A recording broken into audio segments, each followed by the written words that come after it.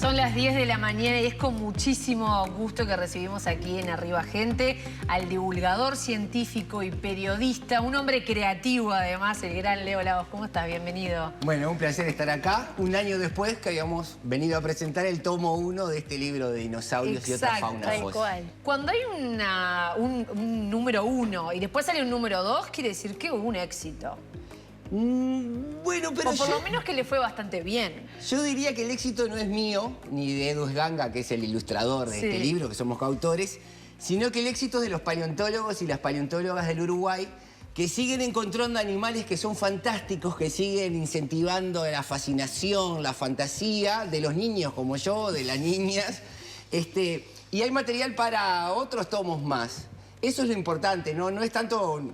A diferencia de un libro de cuentos o una novela que depende todo de lo que pase en la cabeza del escritor o de la escritora, acá lo interesante es que hay una diversidad de fauna de la antigüedad del Uruguay para contar. Y hay muchos más animales que no están ni siquiera en estos dos libros. Este libro es resultado entonces de la ciencia trabajando. Exacto, la mayoría de los animales que están en estos libros fueron descritos para la ciencia, o sea, quiere decir que hubo investigaciones en los últimos 20 o 30 años. Es algo muy reciente si uno piensa encima que estamos hablando de animales que muchos de ellos, los dinosaurios, tienen 150 millones de años. Tiene, por ejemplo, el dinosaurio que está en la tapa, que es el Udelartitán celeste, que es la primera vez que en Uruguay se describe una especie nueva de dinosaurio que no se conocía en ninguna otra parte del mundo.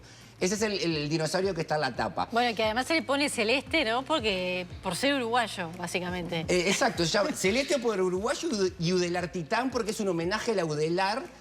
Y este dinosaurio que está en la tapa se describió para la ciencia en 2023, fines de 2023. Ahora no más. Es ahora no más. Y eso me gusta decir que los verdaderos protagonistas de estos libros son nuestras comunidades de científicos y de científicas que siguen sacándole secretos al pasado. Y nosotros, todos los niños y niñas, nos emocionamos con lo que ellos descubren. Para mí es un lujo contarle esto a los gurises y a las gurisas porque yo les contaba, cuando yo era niño pensaba que los fósiles no había en Uruguay porque no tenía libros de fósiles de Uruguay. Mis libros eran españoles y yo era medio tonto, obviamente. Sigo siendo medio tonto. Pero pensaba que los fósiles estaban en España porque los libros eran españoles. Y luego, a través de varias cosas que he ido, con gente que he ido conociendo, programas de televisión que hice como Paleodetective, me fui enterando de que tenemos un pasado muy rico. Y este libro, por ejemplo, tiene varios récords. Tiene la almeja de agua dulce más grande de todos los tiempos, se encontró en Uruguay. Se llama Tacuaremboya, Caorsi Tacuaremboya, porque justamente apareció en el departamento de Tacuarembó. Tiene 150 millones de años, era de la época de los dinosaurios, el pleno Jurásico. Y bueno, la más grande del mundo estuvo en Uruguay. En este libro también aparece... ustedes conocen a los tigres dientes de sable. Sí. Bueno, los tigres dientes de sable en realidad es como un nombre genérico. En realidad había dos tipos de tigres dientes de sable. Uno eran los tigres dientes de cimitarra, que tienen los colmillos más curvados, y otros los tigres dientes de puñal, que tienen los colmillos más rectos. El de cimitarra es como si fuera un cuchillo de esos curvados. Bueno, el tigre diente de cimitarra más grande que se conoce en el mundo vivió en Uruguay. Se llama Cenosmilus.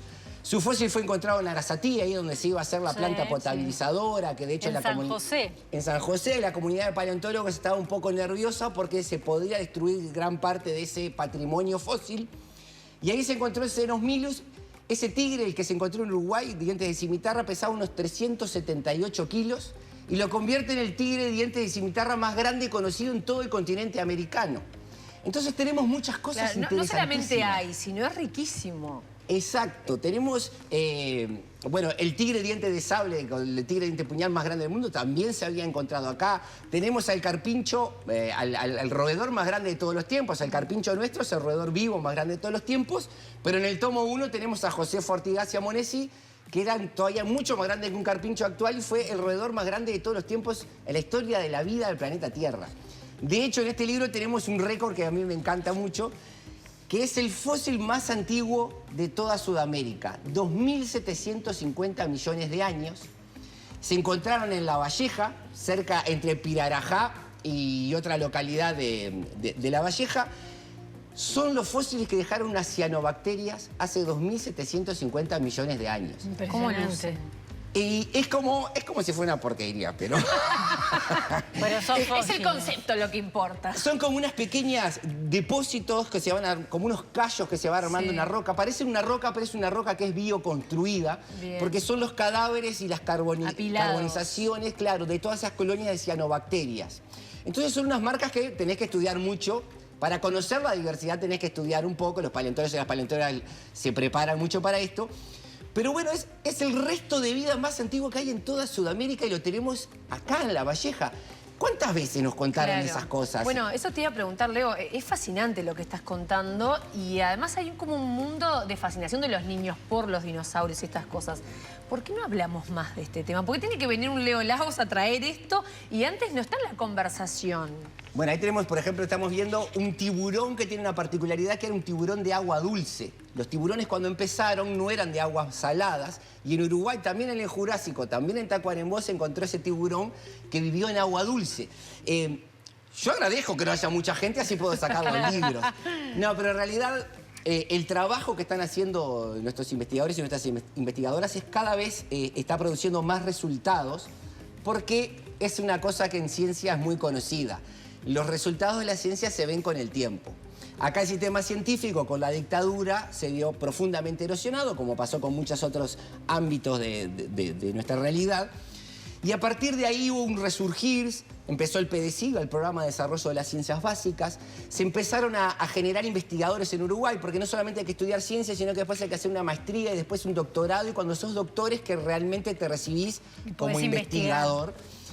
Y entonces la masa crítica de paleontólogos empezó a crecer junto como con las otras disciplinas. Y no es en vano que recién ahora, en 2023, estemos describiendo nuestra primera especie de dinosaurio en Uruguay.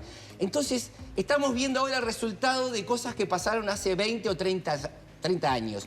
Matías Sotos, que es uno de los paleontólogos que describió a lo del Artitán Celeste, en un momento le había contado a su madre que se iba a ir de Uruguay, porque él quería estudiar dinosaurios y en Uruguay no había dinosaurios.